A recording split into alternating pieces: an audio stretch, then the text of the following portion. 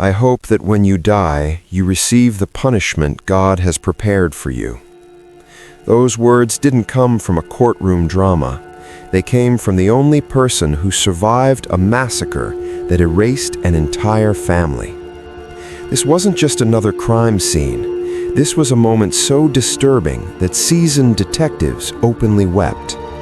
How does someone once celebrated as a homecoming king transform into one of the most hated killings in Texas history?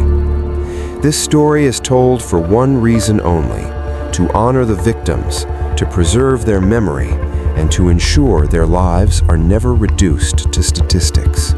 Before Leaflet Lane became synonymous with tragedy, it was simply home. The Stay family wasn't a headline.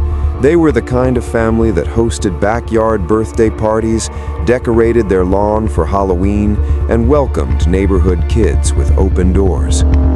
They were what friends described as an anchor family, the house where laughter lived. Stephen Stay, 39, was a devoted husband and father who ran his own real estate business. Dependable, hard-working, present.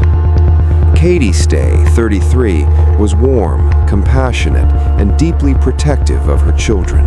She believed in helping others, even when it came at a personal cost. That kindness would later become fatal.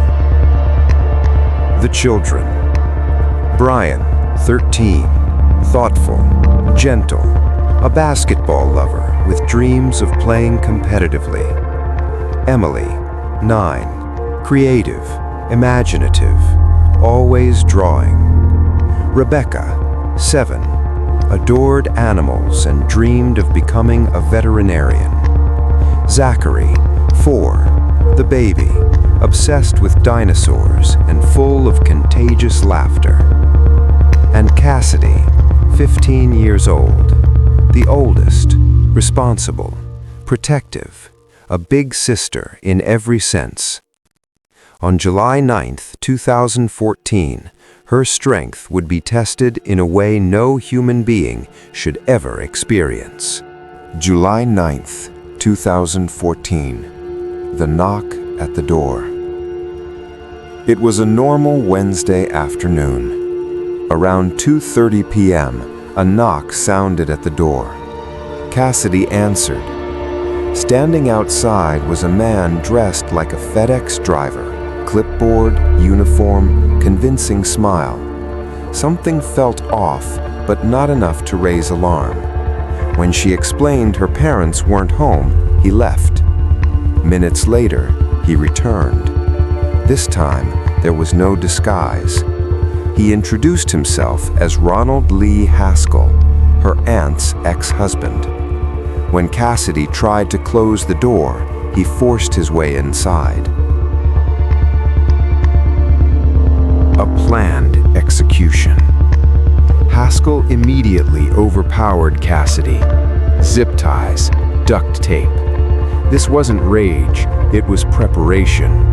He restrained her, forced her face down on the living room floor, and waited. One by one, the family returned home.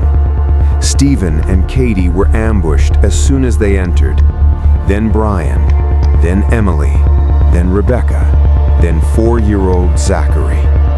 Each child walked into what should have been the safest place on earth. None were given a chance. The question that sealed their fate. Haskell demanded answers. Where was Melanie, his ex-wife? Why had Katie helped her escape?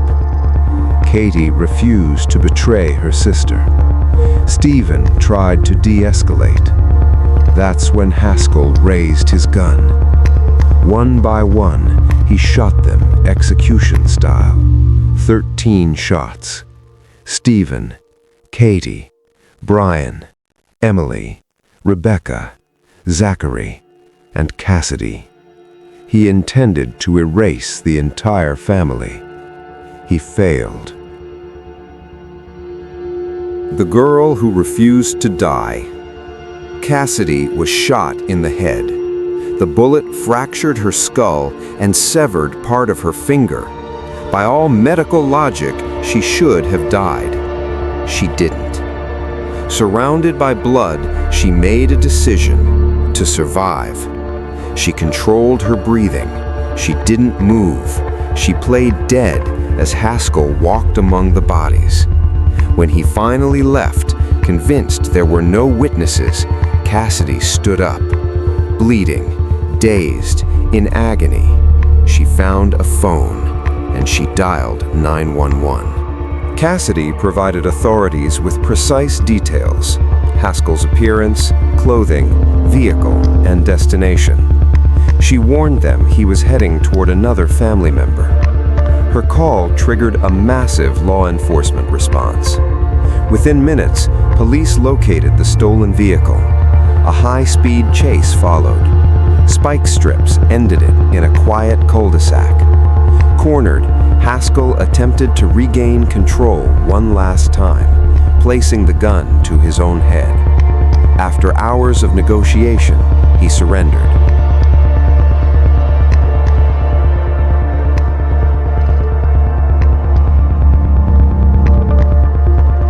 Who was Ronald Haskell?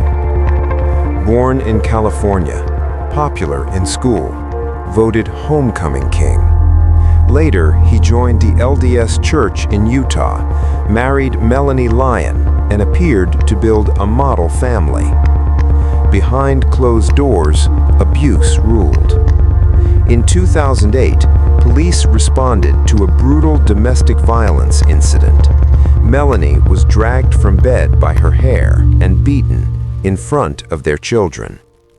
Haskell received probation. The violence continued. In 2013, Melanie finally fled. Katie Stay helped her escape. To Haskell, that was unforgivable. The warnings that were ignored. Just 1 week before the massacre, Haskell's own mother sought a restraining order. He had bound her with duct tape and held her captive for hours, threatening to kill the entire family. Police searched for him. Too late. He was already driving nearly 2,000 miles to Texas, planning murder. Justice. Haskell was charged with 6 counts of capital murder. After years of delays, the trial began in 2019. Cassidy testified. She faced the man who tried to erase her existence and survived. The verdict was unanimous: guilty. Haskell was sentenced to death. Years later, Cassidy stood in court again. She told him she had hoped he felt remorse. He didn't. So she gave her pain to God, and she walked away free. Legacy. Cassidy rebuilt her life quietly. She chose survival over hatred, and because of her courage, lives were saved. This is not a story about evil. This is a story about resilience.